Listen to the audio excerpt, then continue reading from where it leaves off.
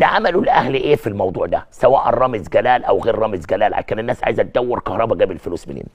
الاهلي تنازل عن نسبته في اي برنامج يظهر فيه محمود عبد المنعم كهربا. كمان كان مساهمات مباشره وغير مباشره. مباشره من رجال اعمال، هم 2 مش هقول على اساميهم، يمكن البعض لمح على نجيب ساويرس، و2 أو 3 بتعاقدات اعلانيه، ربما يكون ابرزهم محمد الضماطي عضو مجلس اداره النادي الاهلي ورئيس مجلس اداره مجموعه تومتي، وده مباح عادي، يعني الراجل بيدور على مصلحته. برضه الاهلي تنازل عن اي نسب اعلانيه في هذا الملف. كمان الاهلي ادى كهربا، وده قلته لكم من اكثر من 6 اشهر، قلت لكم ان الاهلي وعد كهربا ان يديله سنه مقدم عند انهاء هذا الملف، وبالفعل الاهلي اوفى بده.